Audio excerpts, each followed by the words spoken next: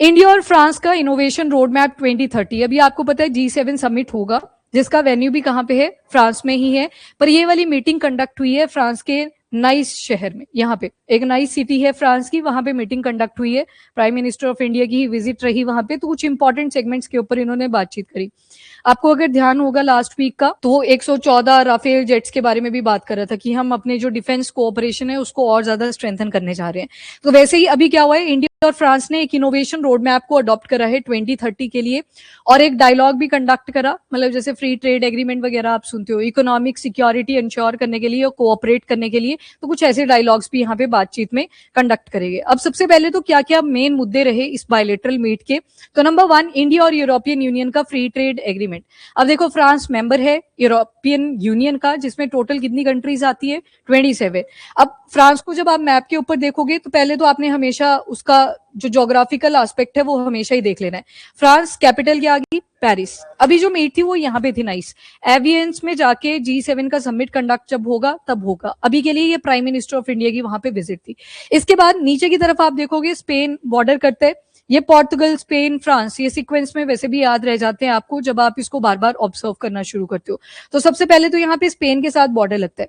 अब एक यहाँ पे छोटा सा कंट्री है एंडोरा नाम का, जहां पे स्पेन और फ्रांस का बॉर्डर लगता है। कहीं इसको कंट्री कंसीडर भी नहीं करते हैं, पर मैक्सिमम ने कंसीडर कर लिया है, तो आप भी बोलोगे कि एंडोरा के साथ भी इसका बॉर्डर लगा।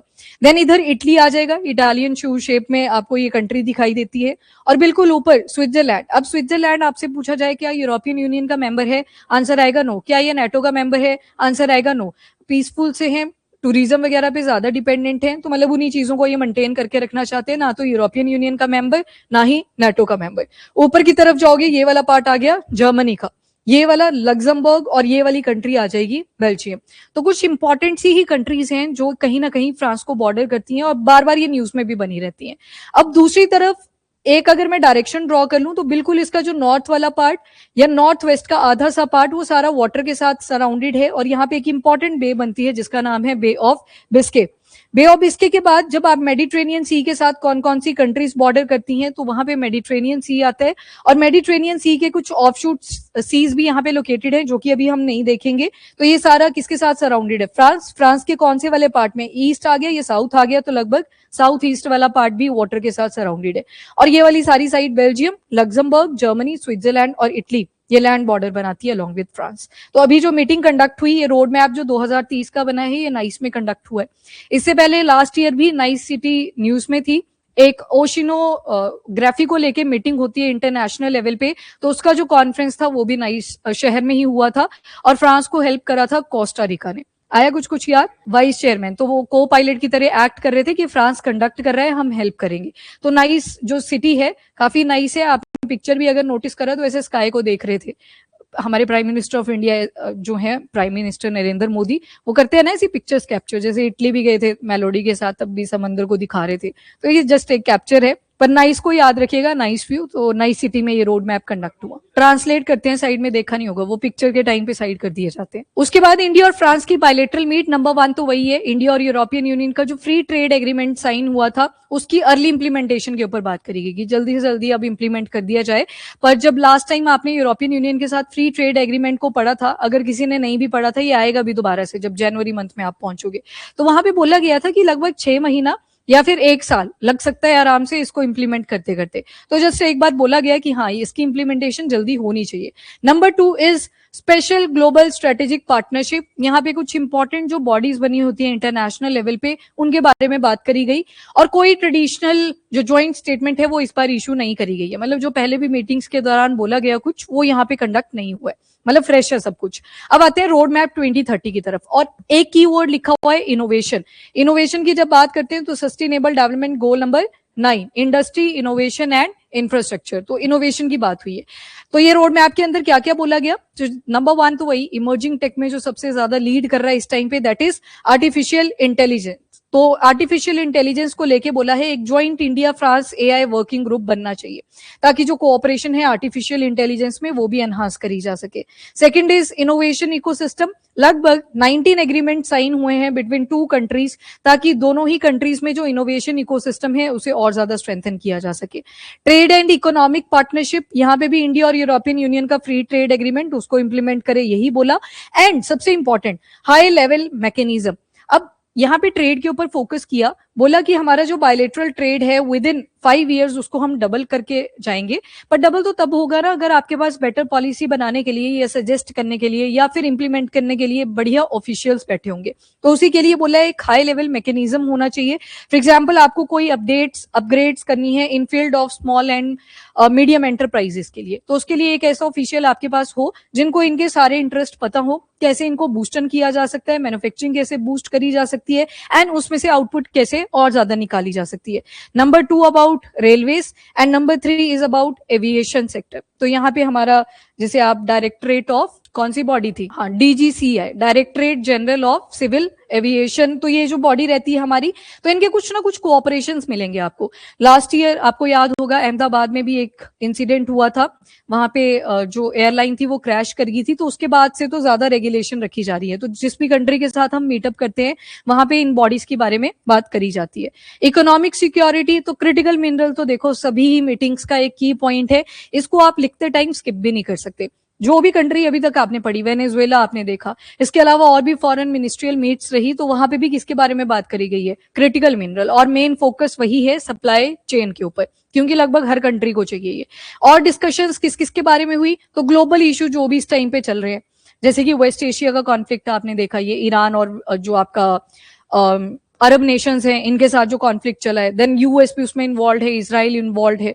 देन सेकंड इज ईरान का जो इशू इसी में आ गया। देन गाजा वाला इशू चल रखा है, हमास को लेके आपने कल परसों जैसे ही पढ़ा था, मतलब जो लास्ट वर्किंग डे थे, यूनाइटेड नेशन ने एक रिपोर्ट भी पब्लिश करी थी कि एक तरफ से तो कॉन्टिन्यूअसली अटैक कर रहे हैं इसराइल के ट्रूप्स और दूसरी तरफ हमास की वजह से ही ऑलरेडी डिस्टर्ब है। तो ओवरऑल जो सफर कर रही है इन वॉर्स के दौरान वो पब्लिक ही कर रही है। एंड इसके अलावा आ गया यूक्रेन, रशिया और यूक्रेन। यूक्रेन से अभी आपको एक क्रैश के बारे में भी आपने सुन लिया होगा जो असम में हुआ, जोरहट वैली के अंदर। तो वो जो AN-32 एयरक्राफ्ट अभी क्रैश हुआ है, वो भी एक टाइम पे हमने सोवियत यूनियन से ही परचेज किया था, और सोवियत यूनियन पहले कलेक्टिव 15 कंट्रीज थी आपके पास, और यूक्रेन से हमने उसको परचेज करा था। तो एंटोनोव, एंटोनोव इंडिकेट करता है वो जो काइव में कंपनी बेस्ड है यूक्रेन के, ठीक है, तो यही का है वो। इसके बाद education and mobility, April month में एक ट्रांजिट अलाउ कर दिया गया था फ्रांस के through, that is visa free transit.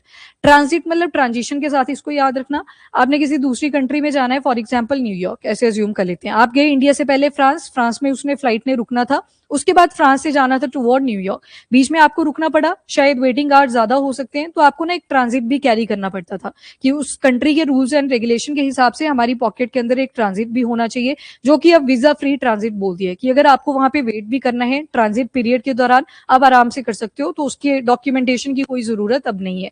तो ये चीज यहाँ पे थैंक्स करी गई एक तरह से प्राइम मिनिस्टर ऑफ इंडिया के थ्रू। हायर एजुकेशन के केस में हमने 2020 में नेशनल एजुकेशन पॉलिसी को इंप्लीमेंट करा। इससे पहले मिनिस्ट्री ऑफ एजुकेशन से पहले कौन सी मिनिस्ट्री होती थी, ह्यूमन रिसोर्स डेवलपमेंट, HRD, ये पहले होता था, नाम भी बदल दिया था बाद में कि जो एजुकेशन का फील्ड है उसके लिए एक अलग से मिनिस्ट्री होनी चाहिए, तो मिनिस्ट्री ऑफ एजुकेशन बनी थी। उसी टाइम पे हमने बोला कि हमारा जो एजुकेशन सेक्टर है उसके अंदर चेंजेस लाने की जरूरत है, और बना दिया गया यहाँ पे नेशनल एजुकेशन पॉलिसी। अब इसी में एक चीज ऐड करी है प्राइम मिनिस्टर ऑफ इंडिया ने कि हमने जो नेशनल एजुकेशन पॉलिसी ऐड करा है उसमें एक फॉरेन सेक्टर भी इंक्लूडेड है कि फॉरेन से इन्वेस्टमेंट्स हो, अपना अगर आप कैंपस ओपन करना चाहते हो वो भी वहां पे अलाउड है, तो फ्रांस को भी इन्विटेशन एक तरह से यहाँ पे दिया हुआ है। स्पेस एंड न्यूक्लियर कोऑपरेशन, अब इंडिया का जो स्पेस सेक्टर है वो प्राइवेटाइज हो रहा है। सेटश्योर का एक दिन आपने अपडेट देखा, सेटश्योर की हम क्या करेंगे, आर्टिफिशियल इकोसिस्टम इंडल्ज करेंगे अपने स्पेस सेक्टर के अंदर, पर उसके लिए पैसा चाहिए होगा। तो वैसे ही स्पेस सेक्टर में जब प्राइवेटाइजेशन आई तो फ्रांस और इंडिया ने बोला कोऑपरेट करते हैं। Number 2 is nuclear sector. 2025 में एक एक्ट गवर्नमेंट ऑफ इंडिया के थ्रू लाया गया जिसको बोलते हैं शांति एक्ट। अब ये शांति एक्ट, या इसको बोल सकते हो आप एटॉमिक एनर्जी एक्ट, भी यही है। पहले वाला जो था वो 1970s में आया था, फिर उसी को ये रिप्लेस कर गया 2025 में एक नया आया। पहले न्यूक्लियर टेक्नोलॉजी के ऊपर सिर्फ गवर्नमेंट का चेक था।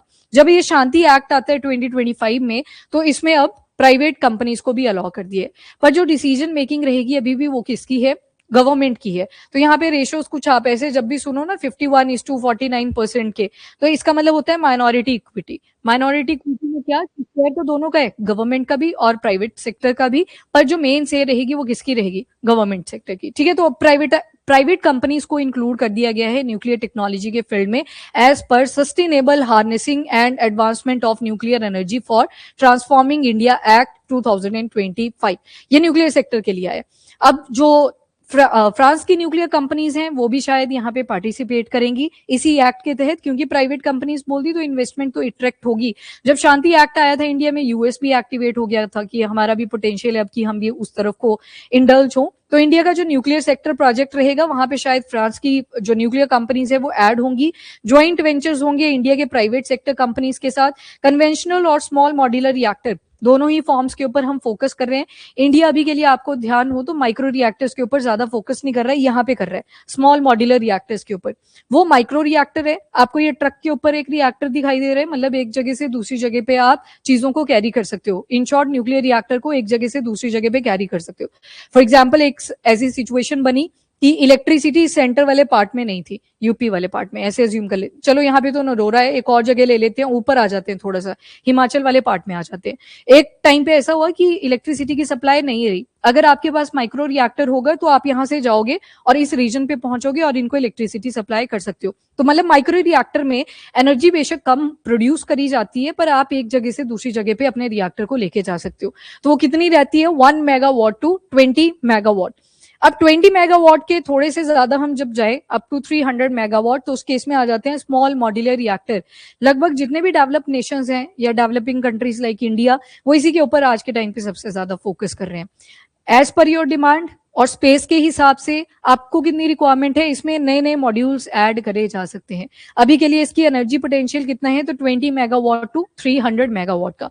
और ये तो कन्वेंशनल फॉर्म है, जहां से बनने ही शुरू हुए थे, बड़े बड़े चेंबर्स दिखेंगे, वाटर की अवेलेबिलिटी होनी चाहिए, तो ये वाला आ जाता है conventional form of nuclear reactor, जिसमें up to 700 up to 1000 megawatt तक की एनर्जी आप प्रोड्यूस कर सकते हो। तो मतलब पहले माइक्रो सबसे छोटे वाला, देन स्मॉल, और स्मॉल के बाद आएगा कन्वेंशनल फॉर्म। डन। तो ये रिएक्टर्स ध्यान में रखना। मेंस में पिछले साल यूपीएससी ने सवाल पूछ लिया था, पहले तो मैकेनिज्म के ऊपर पूछा था और स्मॉल मॉड्यूलर रिएक्टर की इंपॉर्टेंस पूछी थी, और साथ ही इंडिया ने क्या क्या चीजें टारगेट करी हुई हैं अपनी न्यूक्लियर एनर्जी को अचीव करने के लिए, तो 3 सेगमेंट पूछ लिए थे एक ही सवाल के अंदर 250 वोट्स के लिए। 3 हेडिंग दे दी थी इन शॉर्ट, मतलब आपको कमीशन ने कि इन्हीं के ऊपर आपने आंसर लिखना है, तो ये इंपॉर्टेंट है, इसको प्रिपेयर कर लेना। न्यूक्लियर टेक्नोलॉजी के बाद दूसरा make in India support. Make in India मतलब आज के टाइम पे इंडिया भी अपना इंफ्रा खुद बनाने की ट्राई कर रहा है, तो उसमें कैपेसिटी बिल्डिंग का काम फ्रांस भी कर रहा है, या अगर टेक्नोलॉजी देता है तो कैपेसिटी बिल्डिंग भी करवाता है। कैपेसिटी बिल्डिंग मतलब आपने टेक्नोलॉजी दे दी, पर उसे यूज कैसे करना है, या अगर इसका एक आधा पार्ट कोई खराब हो जाता है उसको ठीक कैसे करना है, तो ये सारी टेक्नोलॉजी का शेयरिंग आजकल इंडिया और फ्रांस के बीच में चलता है। हैमर है, स्कैल्प है, ये कुछ इंपॉर्टेंट एग्जाम्पल हैं जो डिफेंस टेक के अंदर भी आप देखते हो। इसके बाद नेक्स्ट जो आता है इनोवेशन और टेक्नोलॉजिकल डिसरप्शन। ये बहुत इंपॉर्टेंट स्टेटमेंट है जो फ्रेंच जो प्रेसिडेंट है मैक्रोन, उन्होंने बोला कि इंडिया सिर्फ कॉन्ट्रैक्टर्स की कंट्री नहीं है, कि सिर्फ कॉन्ट्रैक्ट बेस नहीं चलते हैं, बल्कि अगर कोई टेक्नोलॉजी रिप्लेस करने का टाइम आता है तो रिप्लेसमेंट पे भी फोकस करते हैं, मतलब इनोवेशन और टेक्नोलॉजिकल डिसरप्शन उन पे भी फोकस करते हैं। कोई ट्रेडिशनल टेक्नोलॉजी थी, आने वाले टाइम में उसका कोई रेलिवेंस नहीं बचेगा, आपको वो टेक्नोलॉजी रिप्लेस करनी पड़ेगी, तो उसी चीज के ऊपर ये एम्फेसाइज यहाँ पे दिए गए। देन दूसरा आ गया आर्टिफिशियल इंटेलिजेंस। इवन जो 2026 का ग्लोबल एआई समिट है वो भी कहाँ पे हुआ है, इंडिया। ठीक है, new Delhi was the venue, तो हाँ वहां पे भारत मंडपम में ये मीट कंडक्ट करा गया था। तो आर्टिफिशियल इंटेलिजेंस में इंडिया भी मर्ज कर रहा है। अब कहीं बोलेंगे, कईयों के फेस पे आ चुकी है वो स्माइल गलगोटियाज वाली, तो उसको छोड़ दो अभी के लिए, पर यहाँ पे लार्ज लैंग्वेज मॉडल ये सबसे इंपॉर्टेंट एग्जाम्पल है। लार्ज लैंग्वेज मॉडल में भी क्या है नाम, सर्वम एआई, तो इन्हीं के ये लार्ज लैंग्वेज मॉडल भी आए हैं। कि इंडिया में इतनी सारी लैंग्वेजेस हैं जितनी बाकी कंट्रीज में आपको नहीं दिखेंगी, बाकियों में ट्रांसलेट करना होता है एक लैंग्वेज से दूसरी लैंग्वेज में, पर इंडिया में तो बोलियां ही पता नहीं कितनी आ जाती हैं, 2000 प्लस चली जाती हैं। तो लार्ज लैंग्वेज मॉडल आज के टाइम पे एक इंपॉर्टेंट कॉन्ट्रीब्यूटिंग फैक्टर बन चुका है आर्टिफिशियल इंटेलिजेंस में, तो इंडिया ने भी एक एग्जाम्पल सेट करा है। हाँ यस, 2025 का पेरिस, 23 का कहाँ पे हुआ था, पहला था वो 23 global AI summit, yes UK में हुआ था पहला, ठीक है। दूसरा फिर साउथ कोरिया सियोल, हाँ ठीक है, चलो ये वेन्यू भी याद रखना, बाकी ये रिवाइज करेंगे अब अगले साल, जैसे प्री में आ जाती है एक आध स्टेटमेंट तो उसमें रिवाइज कर लेंगे इनको। अच्छा, इसके बाद यहाँ पे भी फोकस करा, जो स्टेटमेंट आप ऑलरेडी देख चुके हो, राफेल फाइटर जेट्स जो इंडिया को देगा, तो 114 की डील दोबारा से साइन हो चुकी है।